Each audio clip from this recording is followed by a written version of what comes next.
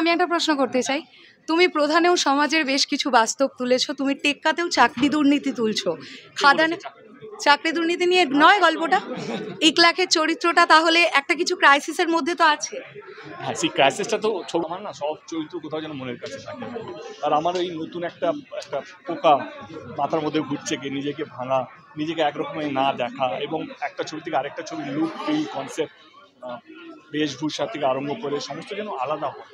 আমার লাস্ট ছবি যদি প্রধান নিয়ে যদি বলি, প্রধান থেকে টেক্কা আকাশ পাতালের তফাৎ, এবং ক্যারেক্টারটা একটা জমাদার, একটা একটা একটা সফাই কর্মী, তার যে বডি ল্যাঙ্গুয়েজ, তার যে কষ্ট, তার যে রাগ, সে হয়তো দেবের মতন করে না। হয়তো দেব একদমই অন্যরকম রিয়াক্ট করে। দেব হয়তো চিৎকার করে, তার চিৎকারের মধ্যে একটু স্টুডনেস থাকে, বা অ্যাপ্রোচের মধ্যে একটা স্টুডনেস বা একটা একটা হাই কালচারের অ্যাপ্রোচ থাকে। কিন্তু ইকলাক কিন্তু সেই রকম অ্যাপ্রোচ কিছু নেই। সেটা একটা সাধারণ যারা যারা এই ধরনের কাজ করে তারা যেভাবে রিয়াকশন, তাদের আবেগ, তাদের রাগ, তাদের কথা বলার স্টাইল, তারা কীভাবে কথা বলে, তাদের অ্যাকসেন্ট, সবটাই একদম অন্যরকম। তো সেটা আমি অ্যাজ এ হোমওয়ার্ক করে চেষ্টা করেছি সেটা যতটা কাছাকাছি যাওয়া যেতে পারে আর কি। এটা দেব যেন না মনে হয়, ছবিটা দেখার সময় যাতে না মনে হয় দেবকে দেখতে পাচ্ছি, ইকলাককে দেখতে পাচ্ছি, সেটা দেব করেছে। আচ্ছা, এইটা আমার ইচ্ছে কি দর্শক দেখার পর এই কথাটা যেন বলবে। আচ্ছা, সুপারস্টার হিসেবে তুমি আরো দুটো সিনেমা রিলিজ হচ্ছে, তো একটা প্রশ্ন আমার আছে যে তোমার বার্তা দিটা, তোমার তো দুটো সিনেমা শাস্ত্রী এবং বহুরূপী, এবং আরেকটি প্রশ্ন হচ্ছে যে একটি স্লোগান আছে যে দিদির বিচার হচ্ছে না, উৎসবেতে ফিরবো না। তো এই আবহে এবার তো পুজো অন্য আবহে হচ্ছে, সেখানে ফিল্ম গোয়িং পাবলিকের প্রতি, তোমার অডিয়েন্সের প্রতি, তোমার ফ্যামিলির প্রতি তোমার কি বার্তা? দাদা, একটা জিনিস আমি বুঝি বা একটা জিনিস আমি বলি, যতবার প্রশ্ন রিপিট করবে তত আনসার তত আমি একই সময়ের মধ্যে যাব। সবাই উৎসবে ফিরতে চাইছে। আমি বলেছি উৎসবটা কিসের জন্য। উৎসবটা শুধু একটা শ্রেণীর মানুষের জন্য নয়, উৎসবটা প্রত্যেকটা শ্রেণীর মানুষের জন্য।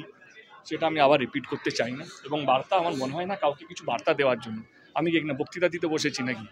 তো আমার মনে হয় সবাইকে শুভেচ্ছা। সবাই নিজে চেষ্টা করে ভালো ছবি দর্শককে দেওয়ার জন্য, এবং সবাই আমার পুরো দৃঢ় বিশ্বাসকে তারা চেষ্টা করেছে তাদের বেস্টটা দেওয়ার জন্য এই পুজোতে। এবং আমরা টেক্কা নিয়ে আসছি। আফকোর্স চাইবো টেক্কা যেন এই পুজোয় প্রথম চয়েস যেন দর্শকের। দেবদা সুপারস্টার হিসেবে এত র ছবি কি করে, মানে হ্যাঁ কোথায় র? না না, এটা একদমই র না। র কোথায়? র বোল্ড আছে মানে বোল্ড আমি বলছি আগে দেখ। দাদা, আমি একটা প্রশ্ন করতে চাই, তুমি প্রধানেও সমাজের বেশ কিছু বাস্তব তুলেছো, তুমি টেক্কাতেও চাকরি দুর্নীতি তুলছো। খাদানে চাকরি দুর্নীতি নিয়ে নয় গল্পটা, ইকলাখের চরিত্রটা তাহলে একটা কিছু ক্রাইসিসের মধ্যে তো আছে। হ্যাঁ, সেই ক্রাইসিসটা তো ছবিটা দেখতে হবে। আচ্ছা, চাকরি রিলেটেড কিছু নয়? চাকরি রিলেটেড আছে, কিন্তু সব কিছু কি আমি প্রধান বানাতে গেলে আমাকে শহরে থাকতে হবে। তোমার গানে যে কথাটা বলছিলে, দেখছি আমি চোখই কিন্তু আলাদা কথা বলছি।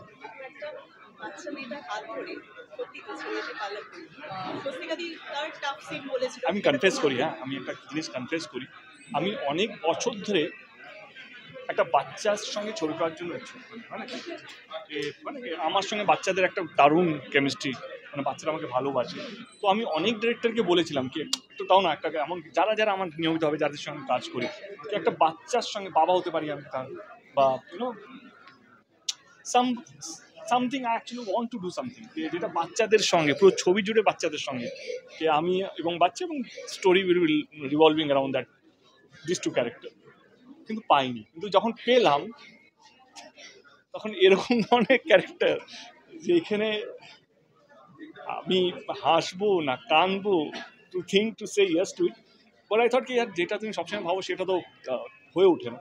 বাট এই গল্পটা আমাকে দুর্দান্ত, মানে খুব টেনেছিল, এবং আমার মনে হচ্ছিল যাই হোক না কেন, কিন্তু এই ছবিতেও এই বাচ্চা মেয়েটার সাথে যেই কেমিস্ট্রিটা, মানে আমায় যে পাঠটা করেছে, আমার মনে হয় কি সেইটাও একটা নতুন কেমিস্ট্রি। এইভাবেও যে একটা কেমিস্ট্রি হতে পারে, বা এইভাবেও একজন হিরো যে কোয়াইট পপুলার, সে এতটা নেগেটিভলি বিহেভ করতে পারে একটা বাচ্চার সাথে, যেটা আমার ক্যারেক্টার, মানে আমার যা দেবকে 17 বছর ধরে দেখে এসছে, দেব প্রত্যেকটা বাচ্চা দেবকে ভালোবাসে, এবং সে এইটা করছে। কষ্ট হচ্ছে, কিন্তু দেব সেটা করছে না। কোথাও যেন ইকলাক যে চরিত্রটা আমি করছি সেইটা করে, সেটা আমাকে বিশ্বাস করতে হবে, বিলিভ করতে হবে। অ্যান্ড আই থিঙ্ক এইটাও একটা নতুন রকমের কেমিস্ট্রি। আই হোপ দর্শক যখন ছবিটা দেখবে হলে গিয়ে তাদের জন্য এই কেমিস্ট্রিও যেন ভালো লাগে। দিদিদা এখনো কি রিয়াকশন কেমন পাচ্ছে? সেলিব্রেশনের আমেজ একেবারে ইন্ডাস্ট্রির ফার্স্ট বয় তার সর্বোপরি তোমার ছবির পরিচালকের জন্য একেবারে সেলিব্রেশনের আমেজ কাজের সঙ্গে সঙ্গে সেই তিনটাও উদযাপিত হলো। অফকোর্স ইয়েস, পরের পুজোতে কী হবে জানি না, এই পুজো যেন সবচেয়ে ভালো কাটুক। আমি জানি কি আমি চাই কি এই পুজোটা যেন সব পুজোকে ছাপিয়ে যাক। ও যা যা করেছে সৃজিত মুখার্জি আজ অব্দি আছে ফার্স্ট বয় হিসাবে, সমস্ত রেকর্ড যেন এই পুজোতে ভাঙুক, আমার শুভেচ্ছা রইল।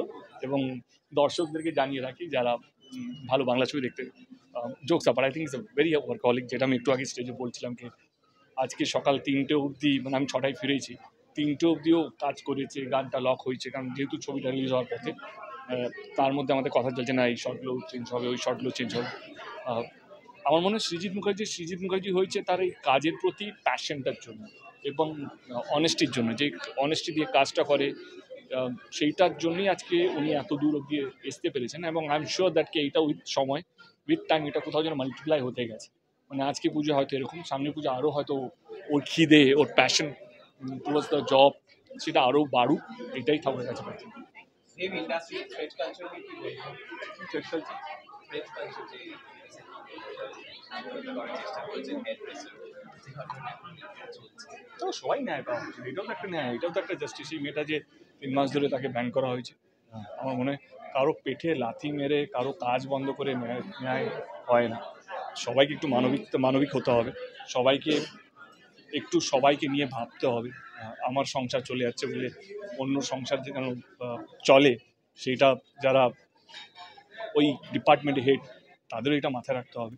এবং যেহেতু আজকে ইন্ডাস্ট্রি অবস্থা এমন একটা জায়গায় চলে গেছে, হাতে গুনে কাজ এবং হাতে গুনে কিছু টেকনিশিয়ানরা যারা কাজ পায়, বাকি যারা পিছনের দিকে টেকনিশিয়ানরা তারা কাজ পেতে অনেকটা দিন, অনেকটা সময়, এবং আজকের দিনে যেভাবে টাকা বাড়ছে, মানে প্রত্যেকটা জিনিসের যেভাবে দাম বাড়ছে, তার সঙ্গে টেক্কা দিয়ে চলাটাও সহজ নয় যদি তুমি নিয়মিতভাবে কাজ না করো। তো এটা দুঃখের বিষয়। আমি কি বলবো, আমি খবর পাঠিয়ে যদি কোনো সহযোগিতা লাগে, সাহায্য লাগে, তো আমি পাশে আছি।